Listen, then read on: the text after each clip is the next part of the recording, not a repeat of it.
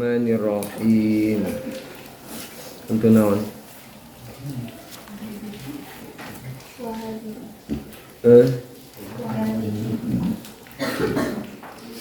Wa hadhihi arjujatun.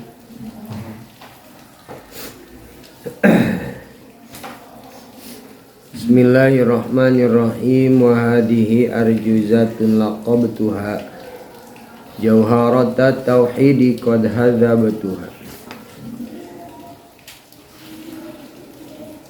Wa hadhihi arjuzatun laqabtuha jawharatat tauhidi qad hadzabtuha.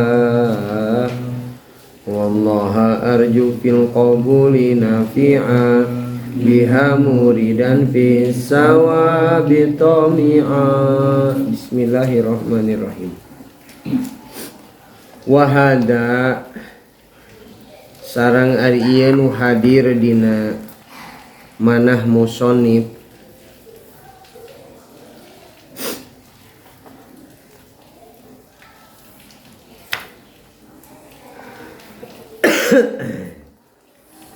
wahada wahadihi sarang ari ieu nu hadir dina manah musannif arju zatun eta pirang-pirang baharojaz nadom baharojaz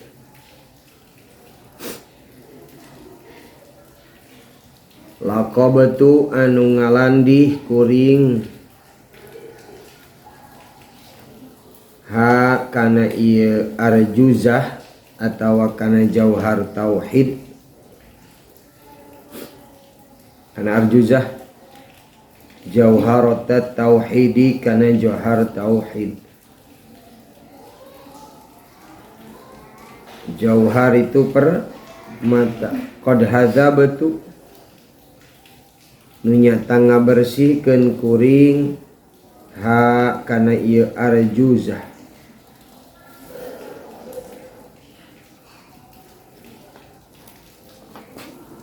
Wallaha sareng ka Gusti Allah arju ngarep abdi saur musannif. Ieu teh doa musannif ieu teh. Wallaha arju fil qabuli dina narima nafi'an barina anu manfaat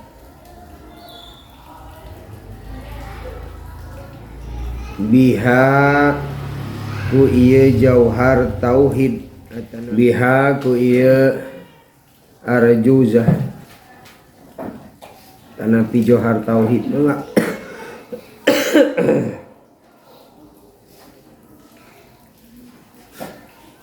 Muridan barina nu ngamaksud fisawabi dina ganjarana atanapi dina buruhanana tomian tur anu berharap sareng.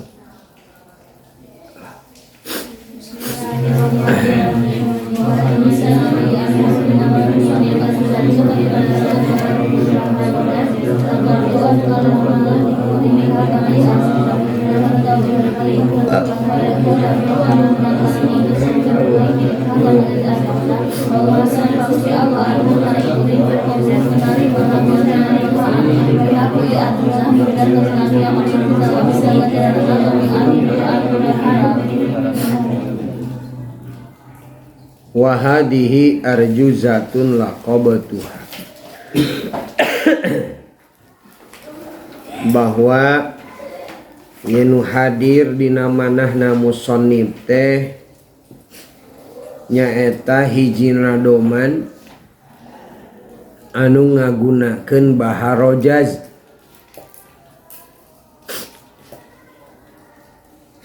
Nu mana nadoman ieu sadayana aya 144 bait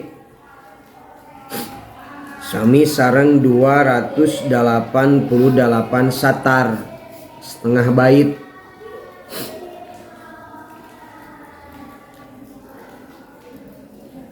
ieu nadoman nu aya dina manahna musannif teh dilandih dinamian kunami Jauhar Tauhid. Bari qad hadzabatuha nu mana dina ieu nadoman teh musannif geus ngabersihkeun tina paham-paham anu menyimpang, tina paham-paham anu sasar,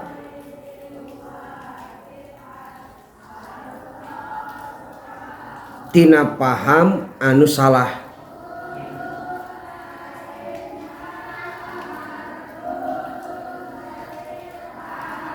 Nah ieu bahar teh baharna bahar rojaz. Nalika musannif nyusun kana ieu kitab, kana ieu nadoman anu eusina aya 144 nadom bait nu eusina aya 200 atanapi 288 naon satar, tangtos teu aya deui harapan musannif teh wallaha arju fil qabuli nafi'a. Ieu wallaha arju fil qabuli nafi'a ngagunakeun maf'ul manderikeun fa'il. Teu kieu wa arju allaha teu kitu. Tapi wallaha jeung ka Allah wungkul arju berharap kami. Naon maksudna ieu teh ngaisyaratkeun ngawungkulkeun kuring ceuk musannif ngarep-ngarep ka Allah Subhanahu wa taala fil qabuli nafi'a supados ieu ilmu teh atanapi ieu karya teh ieu nadoman teh ditampi ku Allah kalayan amal-amalanana tur nafian manfaat.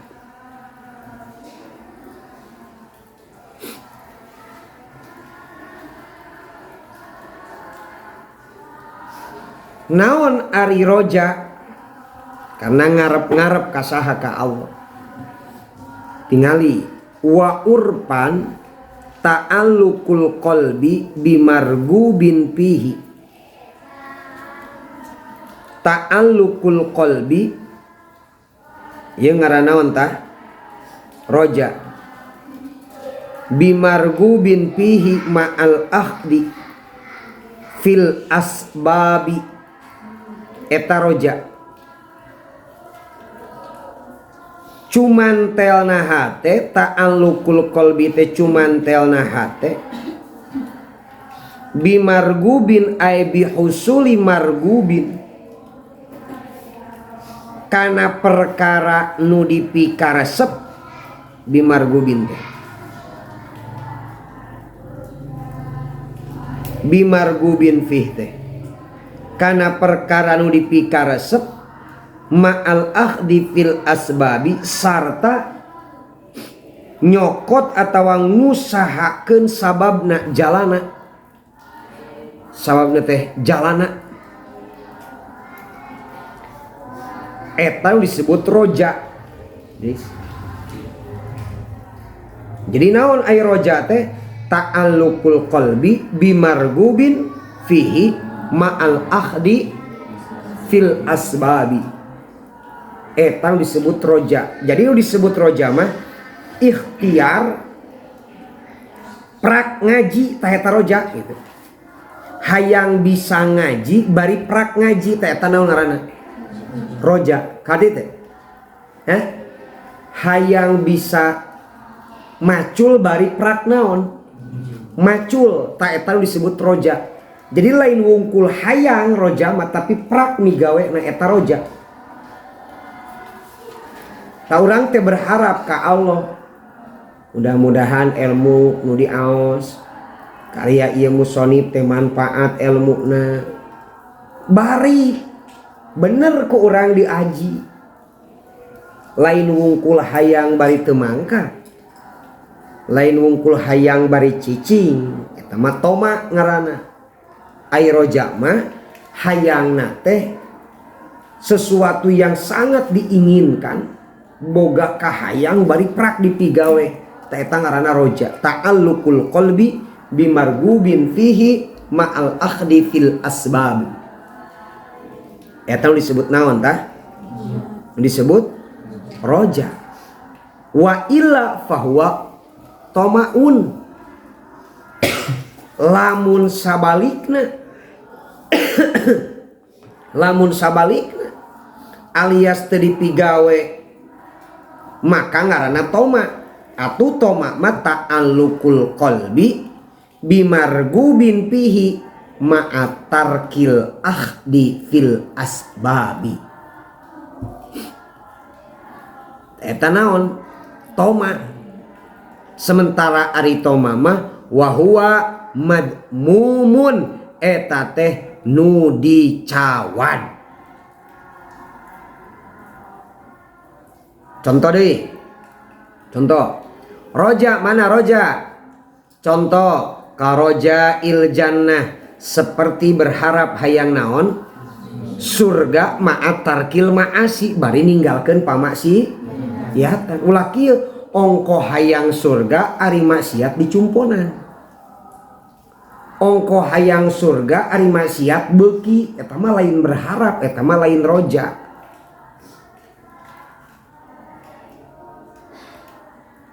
Eta teh jadi beda aya roja aya toma. Ari roja mah naon? Ta'alluqul qalbi bimargubin fihi ma'al akhdi fil asbab. Kahayang hate cuman telna hate kana ngahasilkeun nu dipikahayang bari prak migawena bari nyokot nyumponan kana perjalananna. Lamun henteu kitu berarti ngaranna naon? Toma. Naon ai toma? Ta'alluqul qalbi bimargubin fihi ma'atarkil akhdi fil asbabi. Nah, eta. Jadi cuman telna hate kahayangna hate kana hiji perkara nu dipikahayang bari teu dipigawe sama sekali.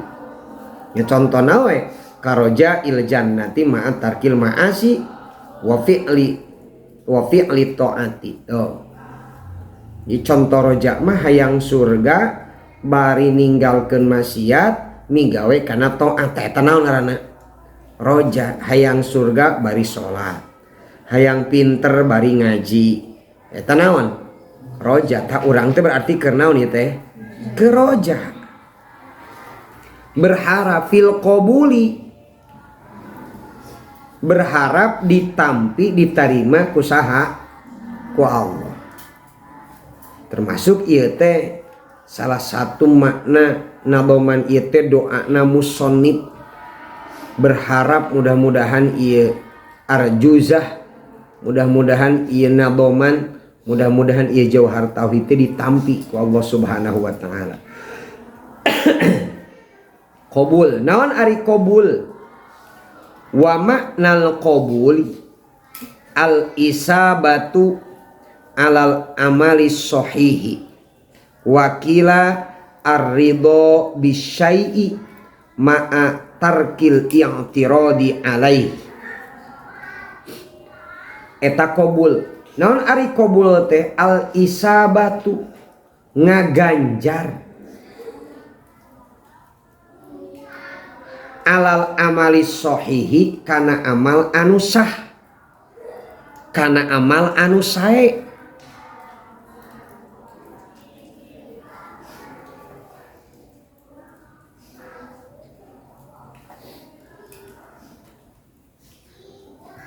Kana amalan anu sae. Tah ieu disebut qabul teh. Maka tidak fil qabuli nafi'an kalayan mudah-mudahan lain wungkul ditampi ditarima ku Allah oge ditarima ku sadayana nu ngaos kana ieu ilmu nafian bari manfaat kangge musannif manfaat kangge anu ngaos kana ieu kitab karya ti saha ti musannif muridan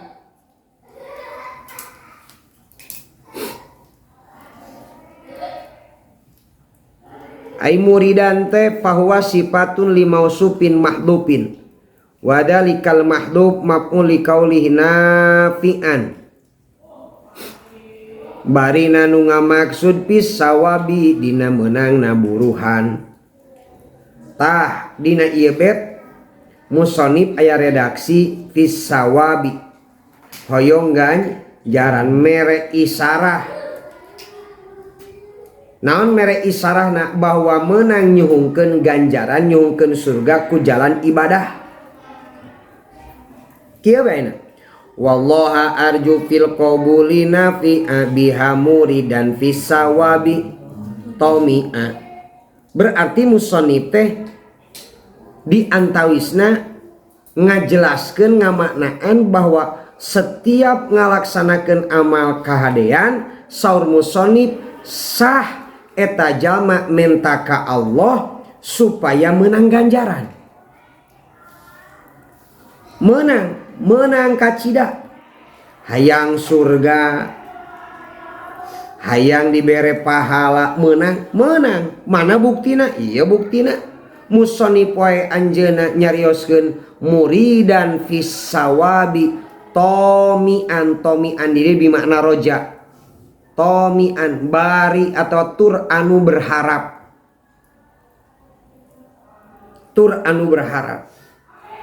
jadi menang urang nyementa ganjaran ka Allah berharap hayang menang ganjaran ka Allah ku jalan ibadah syarat ibadahna anu ikhlas fa kullu man kullifa syar'an wajaba alaihi ayyarifa ma qad wajaba lillahi wal jaiza wal mumtani'a wa misla dali ruslihi fastami'a fa kullu man maka ari sakabe jalma sakur jalma kulipa anu ditaklif itu man syar'an cek syara wajaba eta wajib alaihi kasiman naon ayyari payen nganyaokeun si man makana perkara qad wajaba anu nyata wajib itu ma kasih man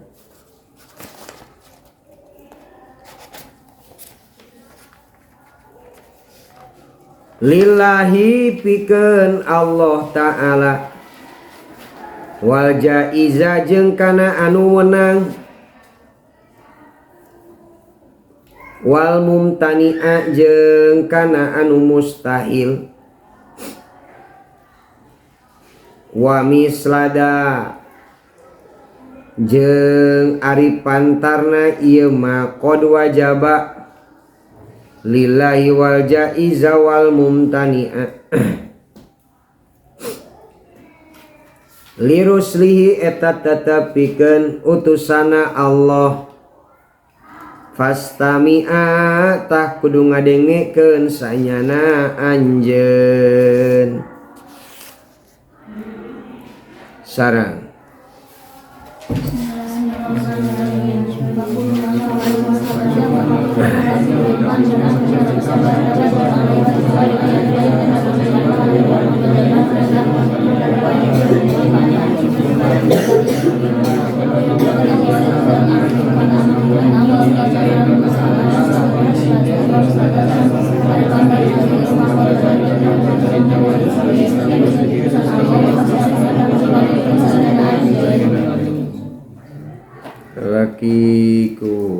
baca Arifin Tarikpin. Bismillahirrahmanirrahim. Fakuluman maka ari sakaruhin aja makulifan ditaklifkan itu man syar'an cek syara wajib eta wajib lahi kasiman naon aya rifadan nganyahukeun itu man maka na perkara kada wajib anu nyata wajib itu man kasiman lillahi pikeun Allah taala wajib iza jeung kana anu wenang wal mumtani'a jeung kana anu mustahil wa mislaza sareng ari pantarna ieu maka wajib lillahi wajib iza wal mumtani'a Ruslihi eta tetapi utusan Allah pas kami tak kudu ngadengikeun sanyana anjeun. Baca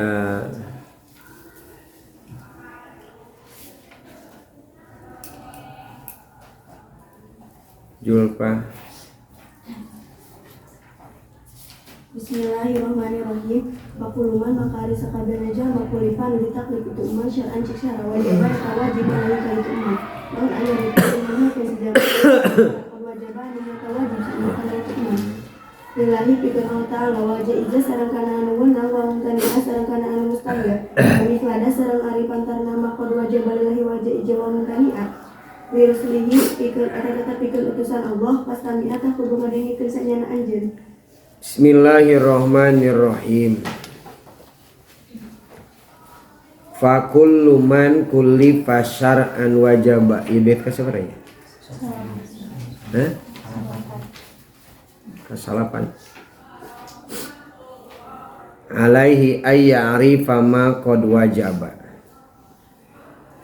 Bahwa sakur jalma anu mukallaf wajib cek sara nganyahokeun atawa ngamarifatkeun kana perkara anu wajib ka Allah jaiz ka Allah jeung nu mustahil ka Allah nya kitu deui anu wajib anu jaiz anu mustahil ka para rasulna lillahi wal jaiza wal mumtani'a wa misla dzaliruslihi pastami'a. Ulangi. Sakur jalma nu mukallaf. Engke redaksi mukallaf siga nu kumaha dijelaskeun. Wajib ceuk sara jalma mukallaf nganyahokeun kana perkara qad wajaba lillahi nu wajib ka Allah wal jaiza nu jaiz di Allah wal mumtani anu mustahil oge disaha di Allah nya kitu deui wa misla daliruslihi wajib ka jalma mukallaf nganyahokeun atawa ngamarifatkeun kana nu wajib di Rasul nu jaiz di Rasul jeung nu mustahil di Rasul fastami'a maka anjeun kudu bener-bener ngadengikeunana anjeun kudu bener-bener memahaminya. Fakullu man kulipa alfa'u fa'ul fasihati dina fakullu man ieu tepa na tepa pasohat lantaran pasih nyimpen syarat nu dikira-kirakeun li annaha afsohat an syartin muqaddarin nyaeta tina syarat nu dikira-kirakeun mana wa takdiru ida aradta bayana ilmi usulidini fa'aqulu laka kullu man kullifa syar'an wajaba gitu. Terus hah? Jadi ayat syarat anu di kira-kirakeun. Mana takdirna? Takdirna masih kieu ieu teh. Ida aroda di mana-mana ngamaksud anjeun bayana ilmi usuluddin kana penjelasan ilmu usuluddin fa'aqulu maka ngajawab kuring laka ka anjeun kana lapad kulluman kulipa syar'an wajaba. Nah gitu. Jadi fa'aqulu laka kulluman kulipa syar'an wajaba. Saha ariman kulluman ti dieu teh. Kulluman ti dieu teh ae kullu fardin minal mukallafin. Sakur-sakur personal individu perorangan minal mukallafina ti pirang-pirang golongan mukallaf. Sa golongan mukallaf teh minal insi ti golongan manusia wal jinni golongan jin dakaron eta marek lalaki kana bukti au unsa atawa awewe walau minal awami rekti jeung sanajan ti anu awam wal abidi jeung abid amat wanisa jeung amat wal khodami jeung khodam babantu bahkan hatta ya'juz wa ma'juz dunal malaikah. Jadi anu kataklif ti dieu teh kulluman ti dieu teh kulipa di dieu teh nyaeta sakabe makhluk salianti malaikat rek ti golongan manusia atawa rek ti golongan jin. Ulangi, ti golongan manusia atawa ti golongan jin salianti malaikat. Rek lalaki, rek awewe, rek abid atawa rek amat. Eta kalabat kana kullifa syar'an wajaba. Kataklif.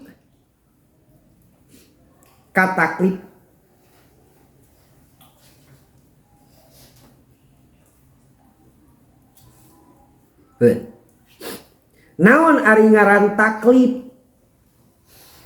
Menurut kaul kahiji, inna taklifa ilzamu ma fihi kulfatun. Tingali tina hanapeun syahidallahu annahu la ilaha illa huwa wal malaikah. Ya. Inna taklifa ilzamu ma fihi kulfah. Ye cekaul kahiji. Naon cekaul kahiji ngaran taklif teh ngamistikeun perkara anu aya pamerdih atanapi nu aya beban hukum.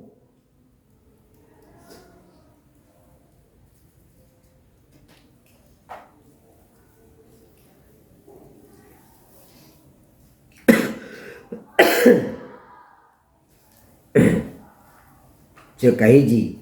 Kaul kadua wakila tolabu ma fihi kulpah. Cek kaul kadua mah nu disebut taklif teh nyaeta tolabu ma fihi kulpatun.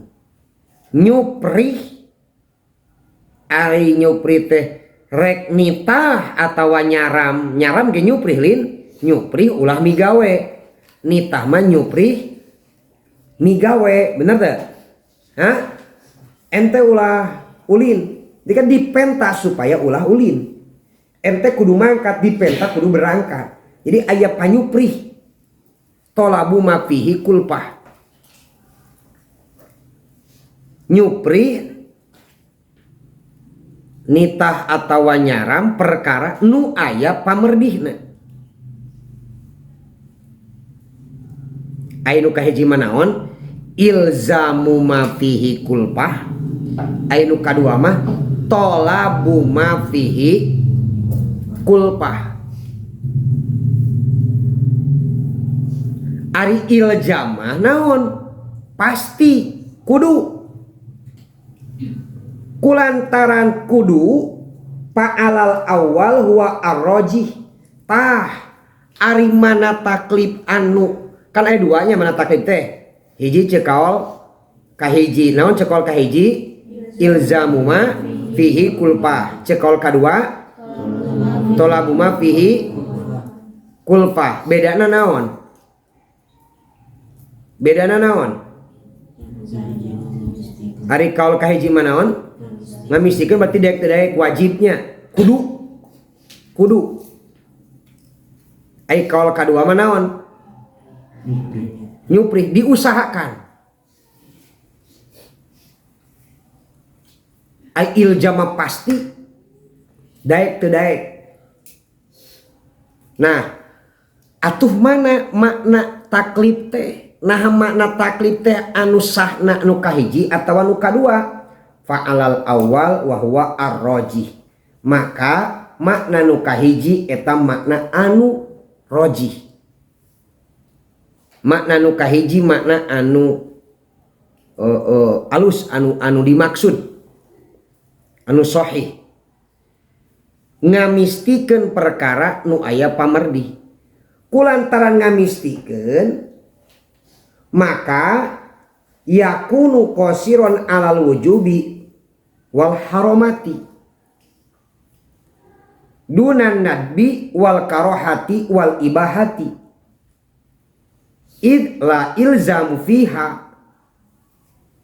Ya ngelika taklif teh cekaul kahiji naon ilzamu ma fihi kulfah. Ieu makna anu roji, ieu dimaksudna ya, ieu nu sayana ya.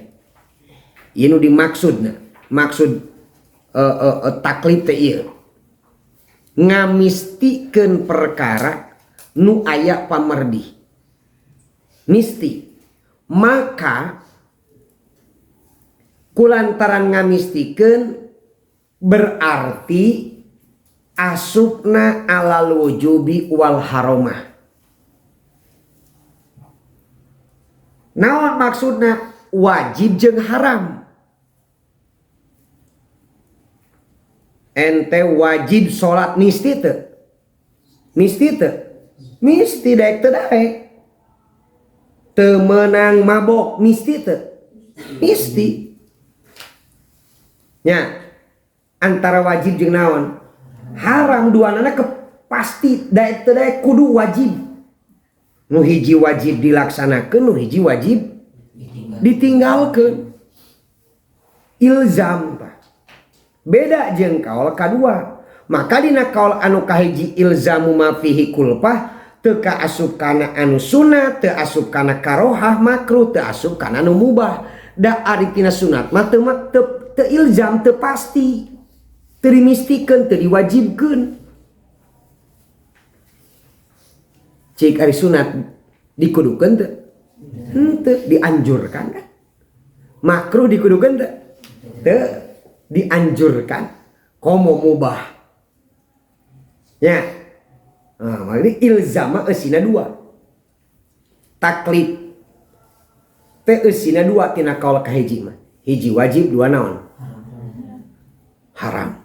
Tah ieu menurut kaul rajih. Tapi urang we kudu apal kana kaul nu kadua, tolabu ma fihi kulpah. Tah ainu kadua mah aya makna tolab. Nyupri. Dianjurkan. Mana wa alasani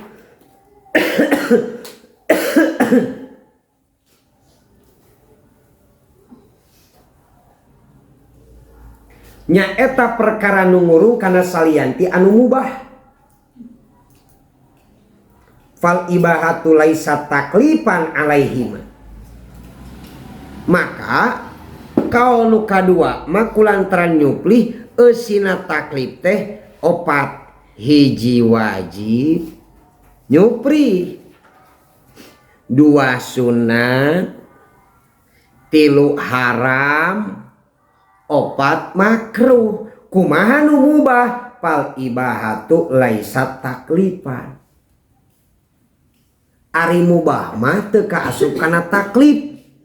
Nah teu kaasup kana taklif ngaranna ge mubah erek pek henteu karep. Ya. Ari sunat mah aya dianjurkan supaya dilaksanakan. Makruh dianjurkan supaya ditinggalkan.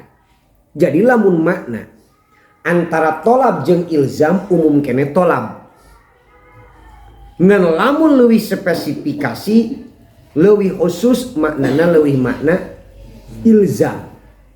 Ilzam mah kepastian. Daek teu daek wajib haram. Lamun tolab wajib haram makruh sunat.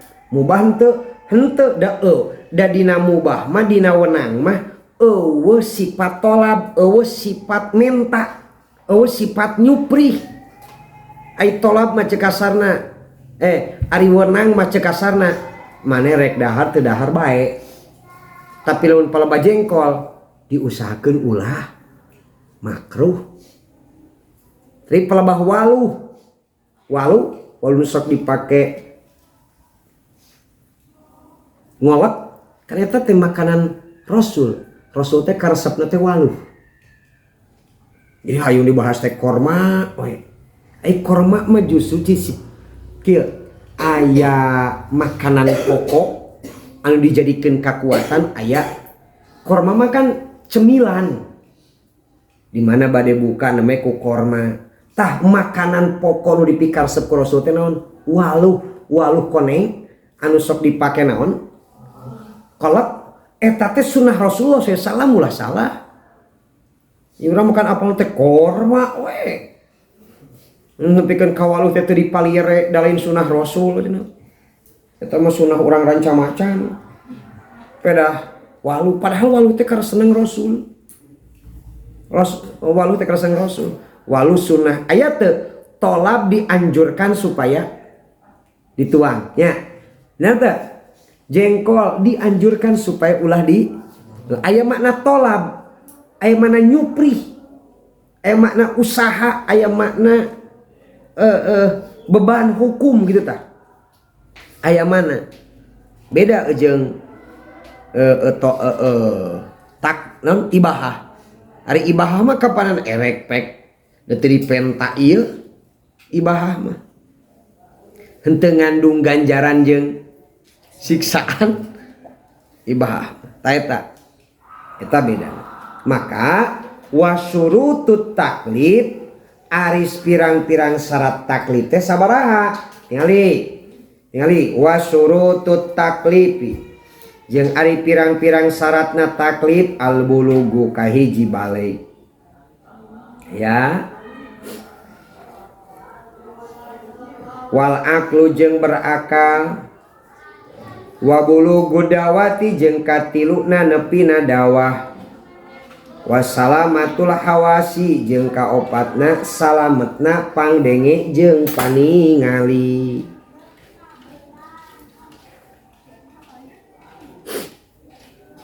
Fal mukallafu maka ari jalma anu mukallaf teh wa eta ari itu mukallaf al baligu eta nu balig al aqilu tur anu berakal alladzi anu balagot anu nepi hukasi jalma naon adawatu dakwah salimul hawasi tur anu salamet paningali jeung pangdengena. Tah jalma anu mukallaf teh jalma nu baleg, jalma nu berakal, nu nepi ka eta jalma dakwah tur anu salamet paningali jeung pangdengena. Eta kakarek ngaranna mukallaf. Wahada fil insi jeung ari ieu anu opat teh anu opat syarat taklif fil insi eta aya di manusia kumaha lamun di bangsa jin wa amal jannu jeung anapun ari bangsa jin mah fahum mukallafuna min asil kholqati ari jin mah ti mimiti dilahirkeun oge geus ditaklif ku hukum syara. Jadi jin mah daek teu daek geus kataklif we mutlak. Ti mimiti diciptakeun ku Allah Subhanahu wa taala. Teu aya istilah opat kategori. Nu opat kategori mah ngan wungkul pikeun saha? Manusia. Baleg berakal nepi dakwah salamet paningali jeung pangdenge eta taklif. Eta mukallaf. Tapi jang saha? Manusia. Lamun jang bangsa jin kumaha? Mukallafuna min aslil kholqati fala yatawaqqafu taklifahum alal bulugi. Maka lamun bangsa jin mah timimiti diciptakeun oge geus kaasup kana mukallaf. Kulantaran geus kaasup kana mukallaf geus kataklif ku syara maka jin mah teu ngadago kana baleg jeung berakal. Beda jeung manusia ngadago kana baleg jeung naon? Jeung berakal. Jelas teu? Jelas? Hah? Jelas? Perbedaan mukallaf antara jin jeung manusia. Lamun bangsa manusia mah syaratna sabaraha? Opat, hiji, dua, tilu. Nepi dakwah ka manehna nya ka anjeunna. Opat, paningali jeung pangdenge hawasi. Lamun bangsa jin teu ngadago kana syarat anu opat. Naon sababna? Sabab jin man mimiti diciptakeun oge geus kanaon? Geus kataklif. Kulantaran mimiti diciptakeun ge geus kataklif, maka teu ngadago kana syarat anu opat. Kantos? Jelasnya? Nah. Kulantaran sakitu wa kharaja bil baligi as-sabiyu. Kulantaran ayeuna syarat kahijina teh balig maka wa kharaja bil baligi kaluar kulapad al balig teh saha as-sabiyu budak leutik palaisa mukallafan. Maka budak leutik mah teu kaasup jalma mukallaf. Paman mata qoblal bulugi maka saha jalma mata anu maot siman qoblal bulugi dina samemeh baleg bahwa najin eta teh jalma nu salamet walau min auladil kupari sanajan ti pirang-pirang budak jalma kafir walayu aqabu ala kupri jeung teu disiksa karena kakupuranana. Kan kahiji tadi naon? Bangsa manusia baleg. Ku kecap baleg berarti keluar budak leutik. Maka budak leutik mah can kaasup kana mukallaf. Kulantaran can kaasup kana mukallaf maka can kahukuman ku hukum can kapengkuh ku hukum naon? Syara. Ya? Can kaatur ku hukum, can wajib sholat, can wajib puasa, gitu kan? Da budak leutik keneh. Sehingga lamun budak leutik can baleg tuluy maot, maka eta budak salamet. Sanajan eta budak teh budak jalma kafir, bahkan teu disiksa ku kakafiranana. Lantaran can kaatur can ka naon? Kakeunaan ku naon ku hukum syara. Kita wa kharaja bil akili.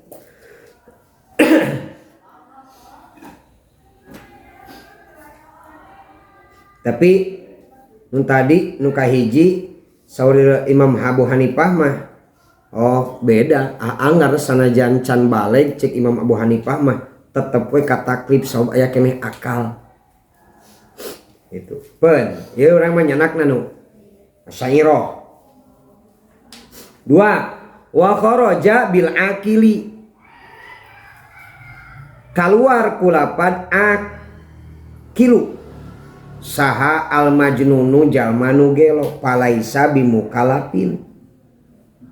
Maka kulantaran redaksi nu kadua syarat natenya eta berakal atuh kaluar jalma anu gelo nu gelo mah teu katakli. Tilu wa kharaja billadzi balagot dakwah. Kan syarat nomor katilu na teh nu kataklif ku syarat teh atau mukallaf teh nu nepi ka eta jalma naon dakwah. Maka kaluar ku redaksi eta sahaman jalma lam tabligh nu tenepi lam yu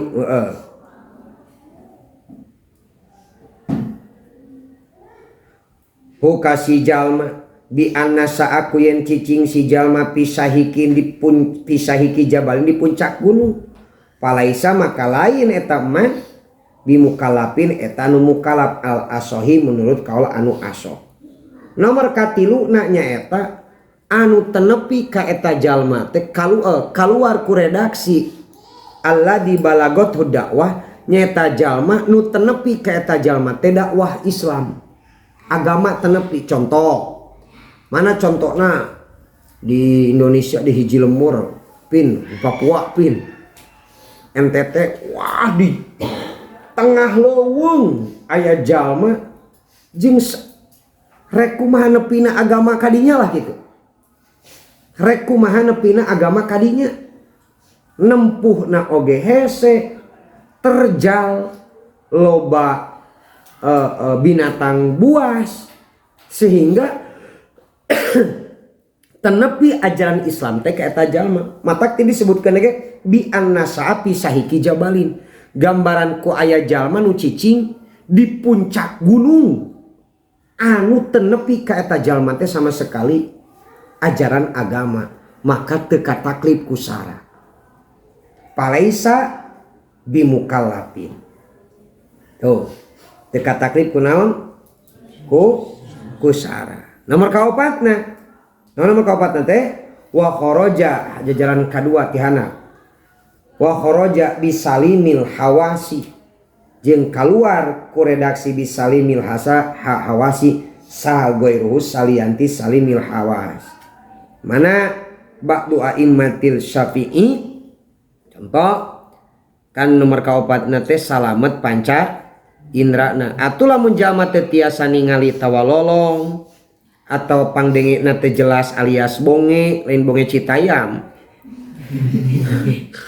Lain bonge citayam. Maka eta mah teu kaasup mukallaf jeung teu wajib mikir ceuk saha kama qala ba'du a'immati Syafi'iyah. Sakumaha disangamkeun ku sebagian para ulama anu bermadhab ka Imam Syafi'i. Jelasnya jadi syarat mukallaf teh syarat taklif teh sabaraha? Hiji, dua, tilu. Nepi dakwah bulugud dakwah opat salamatul hawasi. Eta kakarek lamun ayeuna nu opatanana aya berarti kaasup kana mukallaf. Ya, kaasup kana mukallaf. Jadi ari jin mah eta mah khusus jang saha? Jang manusia. Nah, kullifa syar'an wajaba. Naon maksud syar'an? Ari syar'an teh wajib makrifat. Syar'an teh ceuk syara wajaba. Ngan redaksi syara wajib makrifat tidak ikhtilaf. Hiji menurut Asy'ariyah wajib ceuk syara. Dua, menurut madhab Maturidiyah wajib makrifat ceuk akal.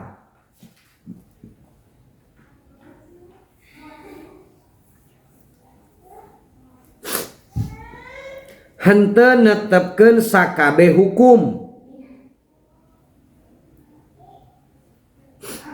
Tilu menurut Mu'tazilah netepkeun hukum termasuk wajibna makrifat eta ku akal. Wajibna makrifat teh ku akal lain ku sara. Sara mah nguatan kana akal.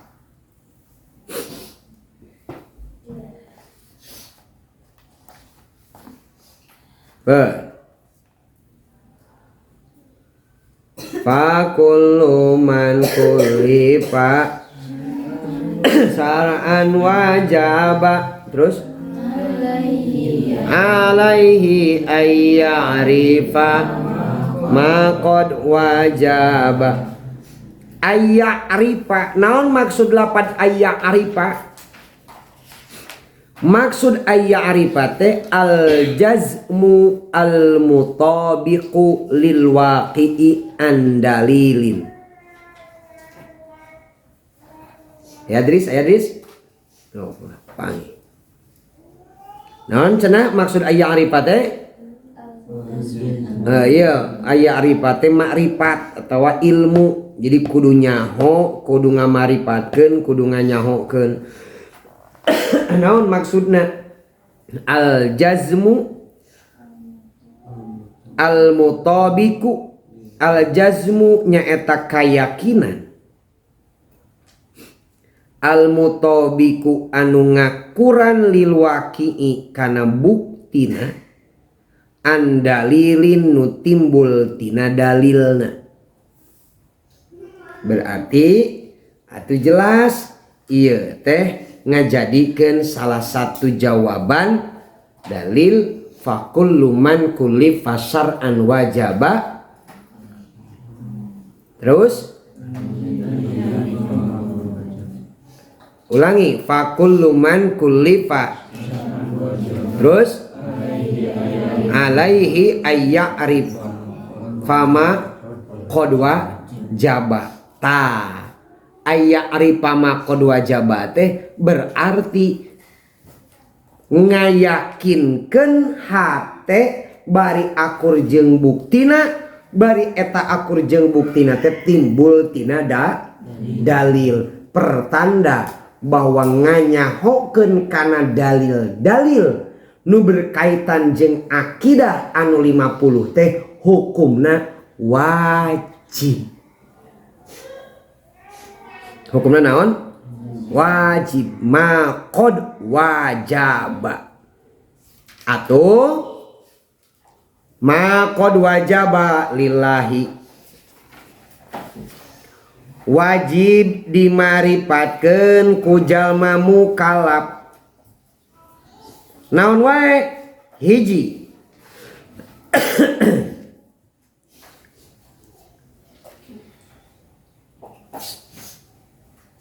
Ae jami ama wajaba lillahi. Hiji, sakabeh sifat anu wajib di Allah.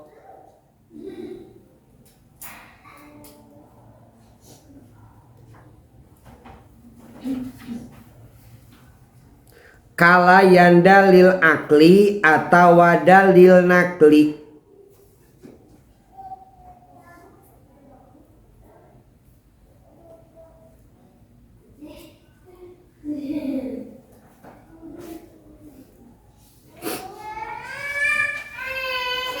Anu jumlahna aya 20. Kan alaihima qad wajaba lillahinya wajib di Allah.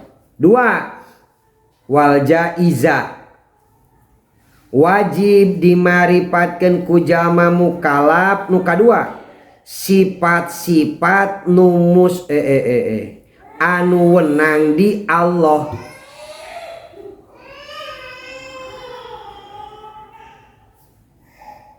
Tilu wal mumtani'a nu wajib dimarifatkeun ku jalma mukallaf teh nyaeta sifat-sifat nu mustahil di Allah.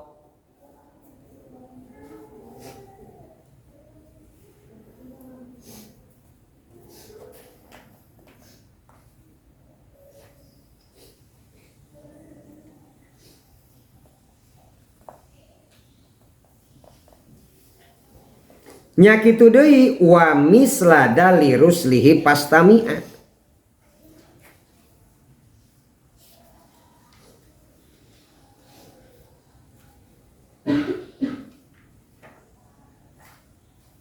Anu wajib di Rasul, anu jaiz di Rasul, anu mustahil di Rasul, eta oge wajib dikanyahokeun ku sakabeh jalma mukallaf.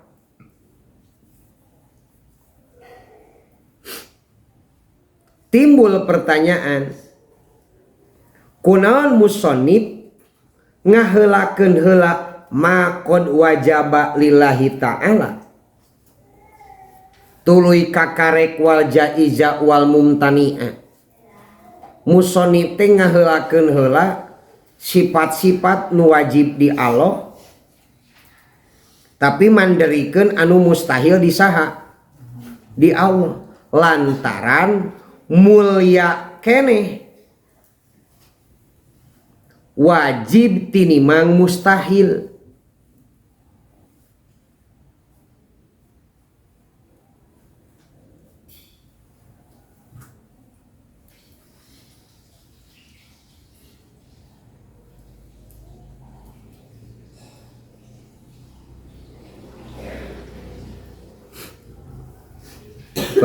Arti kunaon pangnamayunkeun wajib heula daripada mustahil lantaran mulia keneh wajib tinimang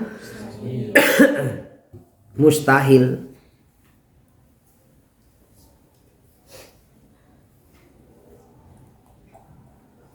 Geuning nu jaiz dibahasna di tengah-tengah teu di akhir lantaran ari jaiz mah campur antara aya jeung eueuhna.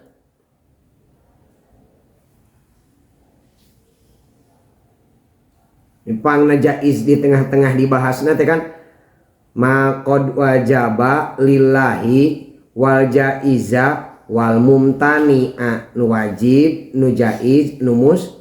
Alasan nu wajib heula karena leuwih mulia daripada mus. Kunaon nu jaiz di pertengahan lantaran ari nu jaiz mah antara aya jeung eueuh. Beul.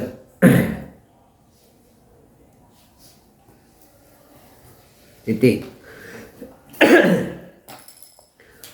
Sakumaha nu dibahas dina Kifayatul Awam bahwa supaya leuwih gampang memahami aqaidul iman anu 50 teh wajib nganyahokeun heula naon?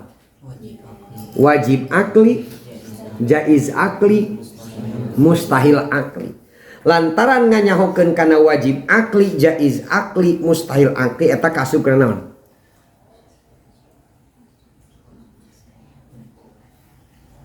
Kasub kana naon? Nafsul akli. Karti kaasup kana naon? Nafsul akli. Kaasup kana atawa datiatul akli lah, ainul akli.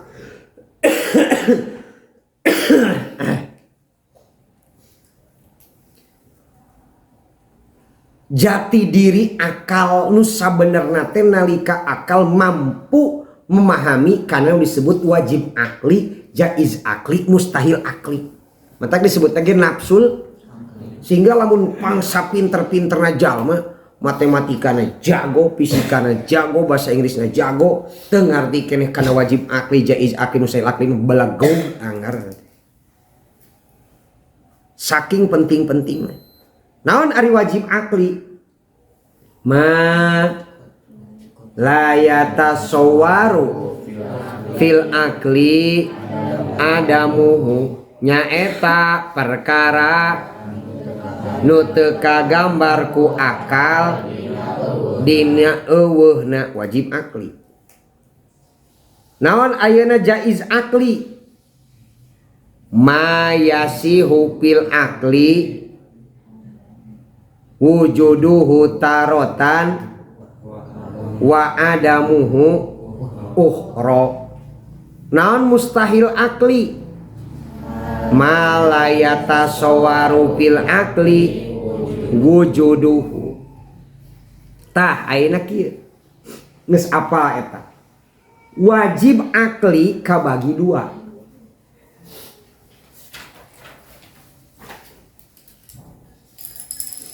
Hiji wajib akli doruri, mana contohna seperti menggona jirim.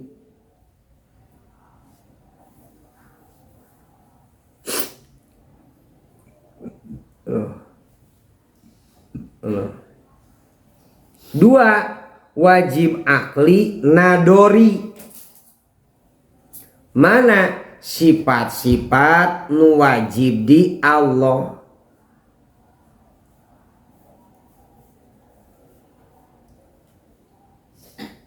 Ieu keur mudakarah ngaos keneh. Jaiz akli aya dua, aya doruri, mana contohna usik atawat cicingna jirim. Ya, usik atawa cicing, nah eta jaiz doruri.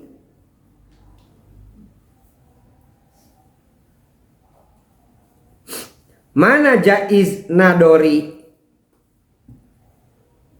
seperti ngaganjar jalma anu maksiat, si eta teh maksiat tapi Allah teh geuningan ngasupkeun ka surga gitu tah. Jaiz da eta mah kehendak saha? Allah. Jeung nyiksa jalma nu taat. Jaiz da eta mah kersaning saha? Allah. Ka surga mah ku padolna Allah, ka neraka na mah ku adilna Allah. Tilu mustahil akli aya dua, aya nu doruri. Mana nu doruri? Contoh jirim teu butuh kana lolowong kosong, mustahil teu? Mustahil aya tangkal teu butuheun kana tempat-tempat acan, mustahil teu? Mustahil. Dangaran jirim pasti butuh kana naon? Lolowong kosong. Aya mustahil deui nadori. Mana mustahil nadori mah sifat-sifat anu mustahil di Allah Subhanahu wa ta'ala. Eta mustahil naon? Nadori. Jadi rek wajib akli, rek jaiz akli, rek mustahil akli, dua sadayana objek aya dua. Hiji aya nu bangsa doruriyun, dua aya nu bangsa nadoriyun. Atasnya eta di antawisna. Jadi hade kudu betul-betul faham naon dimaksud ayya'rifa, naon dimaksud maqad wajaba, naon pangna wajib diheulakeun, pembahasanana naon mustahil pang dipandarikeun, naon pangna jaiz di pertengahan antara maqad wajaba lillahi wal jaiza wal mumtani'a. Kudu betul-betul kapahami, kudu betul-betul kauninga jeung kanyahokeun ku aranjeun sadayana. Duaan jami'an.